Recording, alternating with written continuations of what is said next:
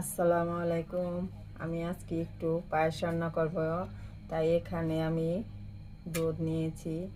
এখানে 2 কেজি দুধ নিয়েছি, আর 1 পোয়া থেকে একটু পানি বেশি দিয়েছি, একটু পানি দিয়েছি আমি। আপনারা ইচ্ছে করলে নাও দিতে পারেন। আর এখানে পোলার চাল নিয়েছি, ভিজিয়ে রেখেছি, এজন্য অনেকগুলো দেখা যাচ্ছে। দেখুন ফুলে কতটাই হয়েছে। এখন আমি এই চালগুলো এটার ভিতরে একসাথে দিয়ে দিব। আমি কিভাবে রান্না করি সেটাই আপনাদের সাথে শেয়ার করব। আর দিয়ে দিলাম এখানে গরম মশলা, তেজপাতা, আর হচ্ছে দারচিনি এলাচ। এগুলো দিয়ে আমি অনবরত লাড়তে থাকবো, নেড়ে চেড়ে আমি রান্না করব। এখন আমি চুলায় দিয়ে দিব, আর দিয়ে দিব একটু সামান্য পরিমাণে লবণ। লবণটা দিলে কি চিনির টেস্টটা বাড়ে, এজন্য। দেখুন চুলায় বসিয়ে দিয়েছি, এখন আমি এটা রান্না করতে থাকি।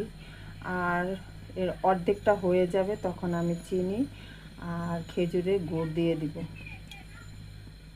দেখুন পায়েসটা প্রায় গলে গেছে।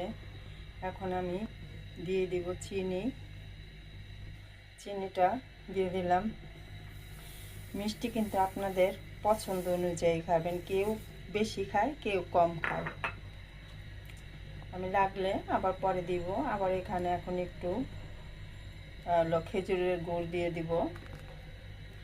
আর যদি একটু কালারফুল করেন তাহলে গুড়ের মতো, তাহলে ওই যে চিনিটা গ্রামিন করে দিয়ে দিবেন। এখন আমি একটু খেজুরের গুড় দিয়ে দিচ্ছি।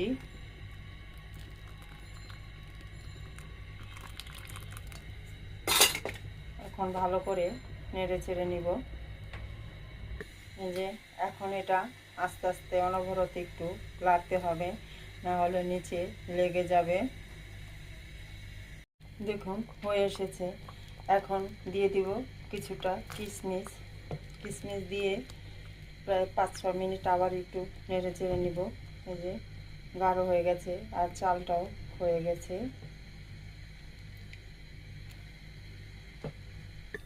দেখুন হয়ে গেছে, জালটাও বন্ধ করে দিয়েছি। কত সুন্দর হয়েছে কালারটাও। কিশমিশ দিয়ে দিলাম। আপনার ইচ্ছে করলে এখানে কাজু বাদাম বা পেস্তা বাদাম সেটাও দিতে পারেন, কিন্তু আমার হাতের কাছে নাই, সেজন্য আমি দেইনি। বন্ধুরা, যদি ভিডিওটা ভালো লাগে একটা লাইক, শেয়ার, কমেন্ট করবেন, কমেন্ট করে জানাবেন। এবং আমার ভিডিওটি বন্ধুরা সম্পূর্ণভাবে দেখবেন, দেখে আমার চ্যানেলটি সাবস্ক্রাইব করে দেবেন। আল্লাহ হাফেজ।